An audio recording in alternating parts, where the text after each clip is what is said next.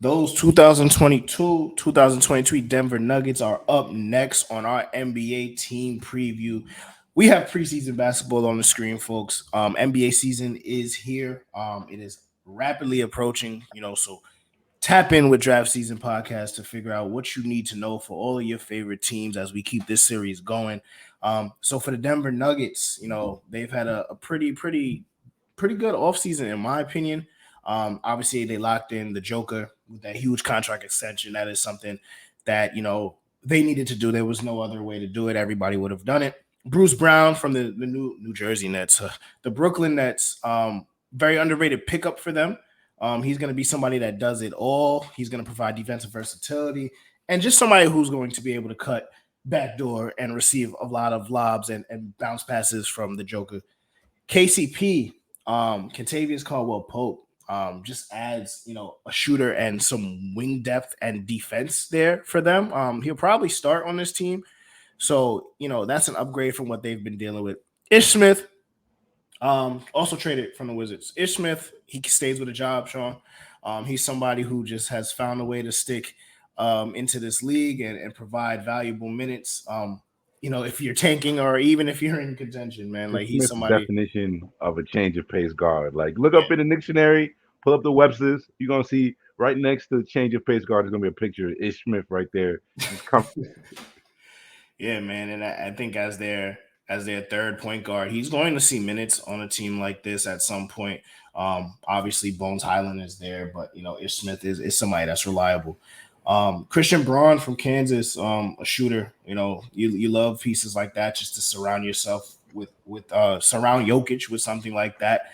And then DeAndre Jordan, not sure how he's still employed. Shout out to him, but he's going to be somebody that's going to go in there and use all six of them. So they probably need that. Devon Reed resigned, Kansar resigned, and I think that's about it for major acquisitions. Obviously they lost Monte Morris and Will Barton. Bryn Forbes, Michigan State's own, signed with the Wolves, so that's a sneaky good pack up for them. Austin Rivers also with the Wolves. Marcus Howard went to go get that bag overseas, and Jermichael Green traded to the Thunder this offseason. So Sean, let's start it off with what do you think about this roster now that it seems that everyone is healthy? Yeah, these next two teams that we're going to break down on our breakdown or on our preview series, I should say, I feel like they're both in interesting, similar aspects of where they're at trying to build a championship contender. So today we're talking about obviously Denver Nuggets. Next up for us are the Dallas Mavericks, and these are two teams where it's really interesting to talk about similar, just prototypes of offensive gifted stars. Jokic and Luka are both what you want to say top five players. I don't think you get out of the top six without mentioning either of them. Now, especially for gifted offensive players, which they are each in their individual right, they do each bring along specific roster conundrums trying to build around them. Jokic's last couple years, his last 2 years being MVP and just bringing you like obviously as we've said it a million times on wax about just how incredible Jokic is. So like it becomes difficult to really reinvent the wheel and talk about just all of the superlatives and all the different ways that makes Jokic incredible. Never seen a basketball mind like that. The way he processes the game, literally seeing things that but there's a short list of players of all time that make some of the passes that guys like Jokic or Luka do. Now, due to some of the defensive issues that they do have, it's similar. I know something we brought up earlier talking about this team and about how the last couple of years we haven't really gotten the full strength Nuggets during the playoff series. You can say, I mean, basically since the bubble, we still really haven't seen a full strength Warriors team. You have the Jamal Murray injury. Michael Porter Jr. missed all of last season. When they picked up Aaron Gordon, I believe that was right before the actual Jamal Murray injury down there. So there's a lot of moving parts on this team. Obviously, Raz, we did speak about Bones Hyland, who we can also expect to make another, huge leap this year. You didn't mention him on the wins and low. I mean, the who's in, who's out. I guess we could also mention Tim Connolly, former president of basketball operations, their GM, a huge part of the success and just why this Denver team has been just one of the best organizations from a scouting perspective, basketball operations perspective, and even getting out to Mike Malone. So I think Connolly is a significant loss for them. Particularly, you have Calvin Booth, who stepped in as their GM, who recently did just also get a contract extension. But you also get into some of the the tertiary pieces such as Brent Forbes, PJ Dozier, and Austin Rivers going to the Wolves with actual Tim Connolly. Just about what's changing without the actual organization. But for you, at least, Rabs, because like I said, this Denver team, we've seen them get to the playoffs. I think people are going to try and kill Jokic for some of the lack of success they've had over the last couple of years. Even though it's probably unfair to really blame them. I do think we look at that Warriors versus Nuggets series in the first round this year. Putting Jokic in a million ball screen actions. It was the first time like really seeing. I don't remember what game it was that Jokic got ejected from that series. But you could tell just the toll and how bad he wants to win, and him just being an insane competitor. But for this team, at least, Raz, this year is really important to see how good the score is. I think there have been discussions in the past about how do you really, go ahead and maximize a championship core around Nikola Jokic. So for you, and looking at this team, who we do have big hopes for, as a huge fan of the Nuggets, what are you looking at as just what is the best case scenario in case all of the pieces start hitting for this team this year, and if there are any untapped avenues towards winning a championship with Nikola Jokic, how do you see that taking place? I mean, I think it comes down to, for me, obviously, Jamal Murray. Where is he? Is he returning to that same level of player? Once he gets going, will his progression that we expected him to hit, will he continue progressing on that? And then the elephant in the room is Michael Porter Jr. Like, he's obviously been touted since high school, college. Like, he was that prospect, and obviously back injuries have slowed him down. What is his overall ceiling, and can he stay healthy? Now, if he is the player that we think he should be and that we expected him to be, the sky's the limit for this team in terms of their offensive potential.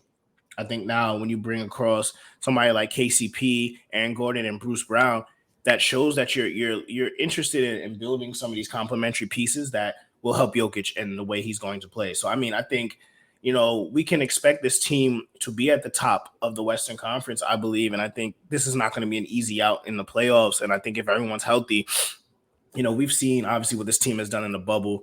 And obviously the bubble, people like to discount that, whatever. Everybody had to hoop under the same conditions. So it is what it is.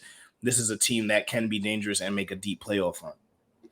So I mean, just to stay there for one quick second, because I do think just getting into a little bit more of the philosophical conversation about building around Jokic, because I do think that's pretty much the most interesting aspect of this team and where they're at right now. And I think it really connects a lot with Michael Porter Jr., like you said, who basically shooting 40% from he's 42% right now in his NBA career, about 5 threes per game. Just the polish that he has on his self-creation bag. Now we talk about the actual Nuggets and we talk about how good their offense has been. Now this just my thought about you, or just my question for you about your thoughts on this Nuggets team, because I do think the Murray and Jokic fit when they've been healthy has been an incredible offensive duo.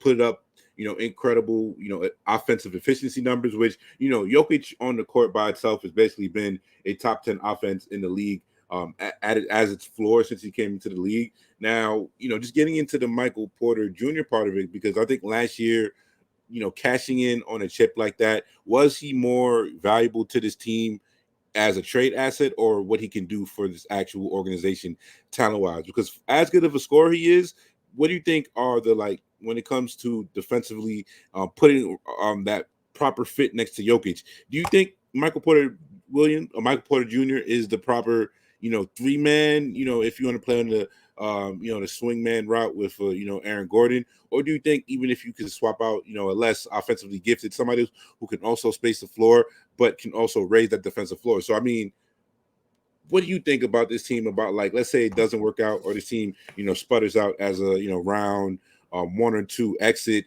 and really trying to get to that next level with Jokic. Would you see somebody like a Michael Porter Jr. as expendable at that point? About seeing, and there's also the injury aspect of it as well, to where if he stays healthy this year, it's kind of a gift.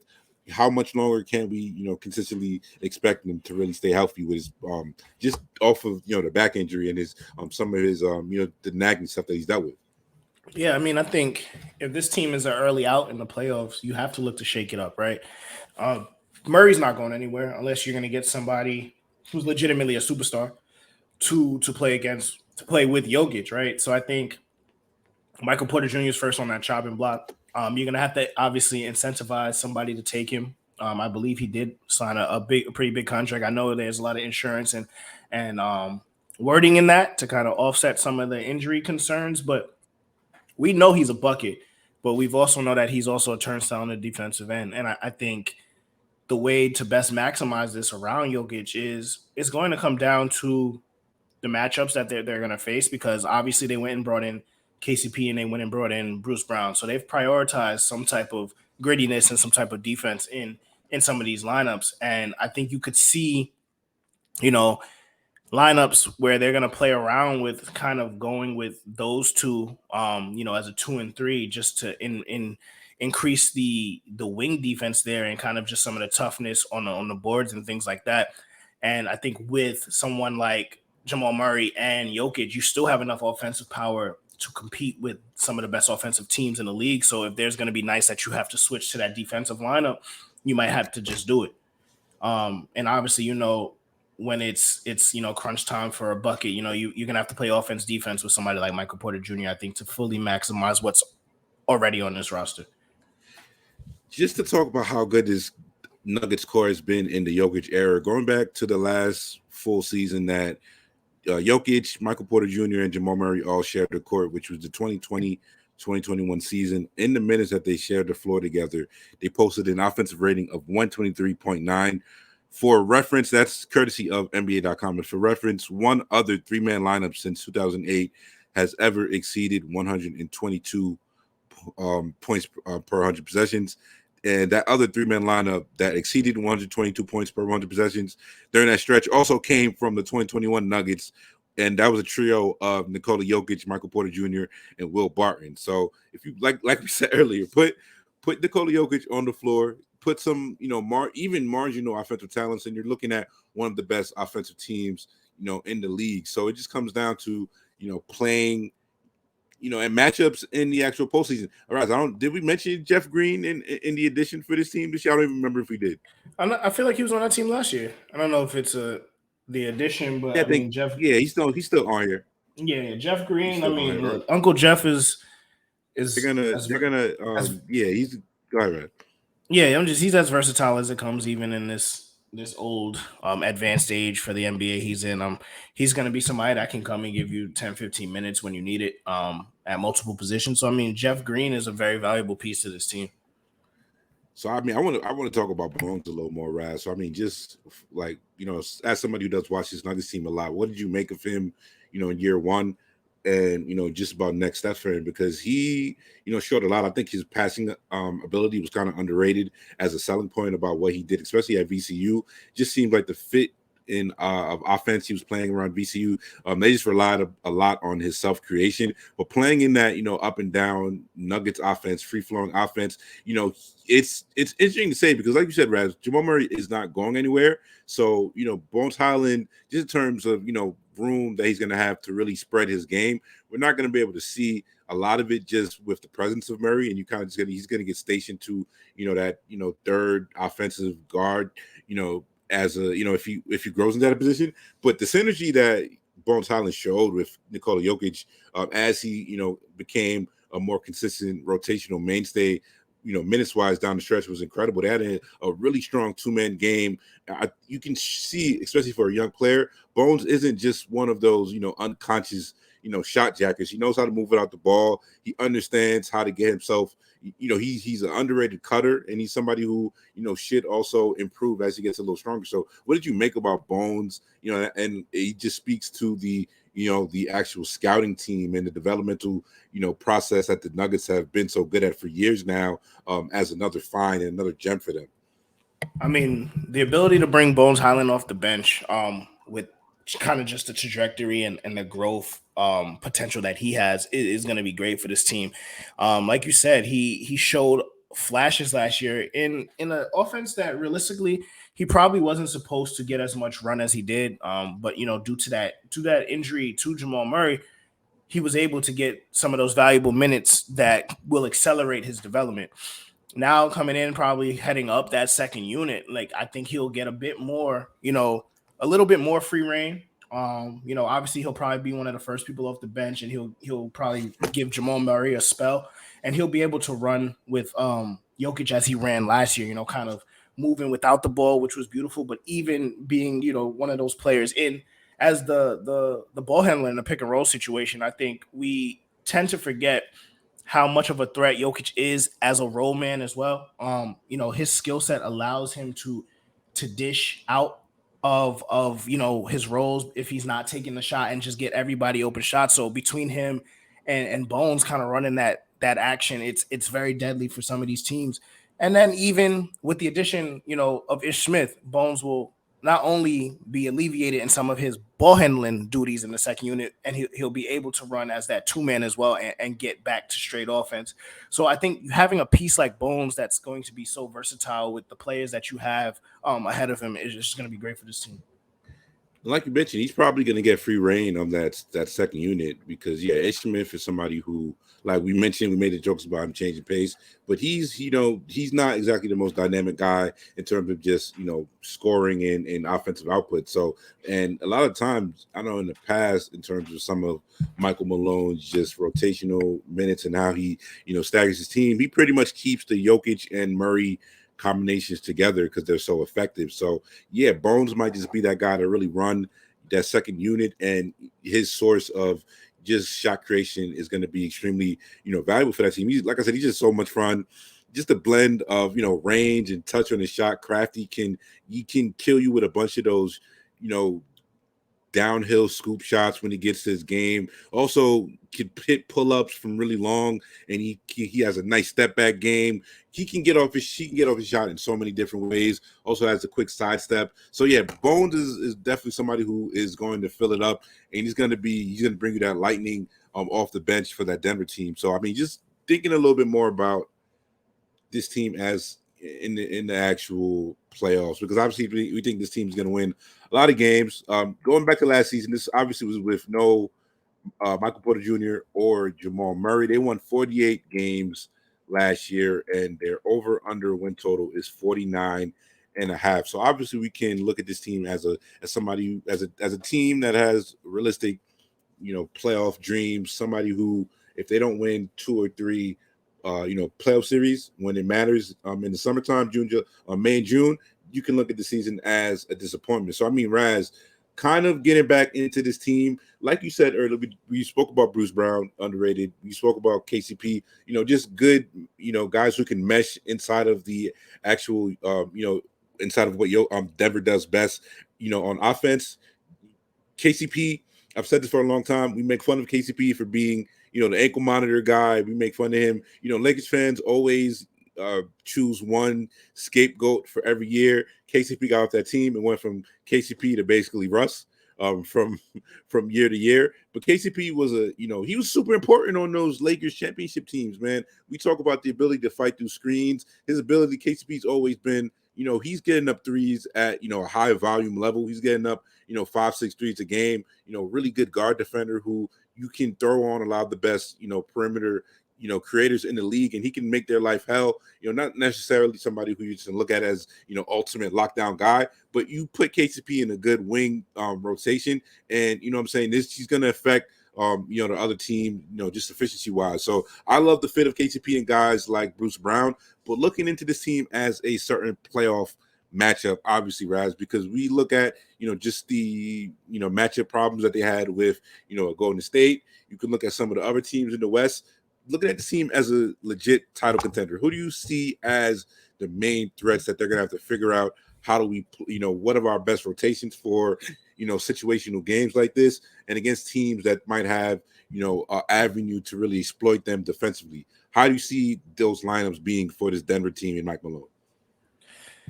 I'm trying to think of the teams that probably cause them the most trouble to start first. I think a healthy Clippers team is a tough matchup for them. I'd like to say we saw what happened when they played against the Warriors, so obviously that's going to be a matchup issue for them. And you start to look at, keep looking at the top. I think, them and probably Memphis probably match up pretty well. And I think, yes, I would go Clippers Warriors. So, top of my head of the worst matchups that they'll probably want to run into. And the issue there is both of those teams defend pretty well, and they'll both probably shoot it pretty well as well. Um, Offensively, I'll say the Nuggets will be able to hold their own for sure. I mean, I think the defense of the Clippers, just on the wing, is something that you would be concerned about, like who's gonna, that your wing production is gonna be severely hampered. But I don't think they really have anyone to guard Jokic, so I think offensively they'll be fine. It's just on the reverse side, guard their lineups in which they'll have to put out to guard Paul George and Kawhi, and that is what you're worried about, because if you're looking at Paul George being guarded by Michael Porter Jr., you're in a bad way, and you're that's not the matchup you want. But you'll sacrifice, obviously you'll sacrifice your offense if you bring in somebody like Bruce Brown. So it's just gonna come down to a feel of things, and I think with the Warriors, the defending champs, that I mean, there's not much we need to speak about there. I think it's, can you match them offensively? Probably not. So you're For just the gonna have to. Nuggets, like that's the thing, because even when the Nuggets, particularly in that Golden State series, it's like, and obviously they weren't at full strength, but you look at that team and it's like, even when they were able, they were able to score, to be honest. It was more getting stopped. So yeah, I think, especially when you have, a Jokic offense like that, clicking on all cylinders, can you keep up with a, offense like the Warriors? Yeah. But yeah, the motion based, just the way Steve Kerr runs his offense, for that Warriors teams, like, yeah, it puts a lot of those guys in bad situations. So yeah, it's definitely not an offense thing for this core. Yeah, I mean, look, I think if you tell anybody that's a fan or a supporter of the Nuggets or within that organization, um, you're gonna finish, top four in the conference, and you get a chance to, take on these teams in the second round, you would take that. It just comes down to now, Mike Malone really trying to figure out his best matchups against some of these top tier teams, because I don't think any of the lower funnel teams are going to be able to really put a threat into them in the first round. So it's obviously second round or bust or later. Obviously you would like to get past the second round, but you know Yeah, so I think just getting back into anybody else on this roster that we wanted to talk about a little bit more in depth.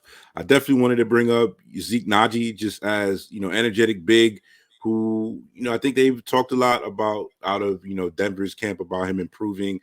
Somebody who teams I mean scouts saw having the possibility to potentially stretch the floor in due time.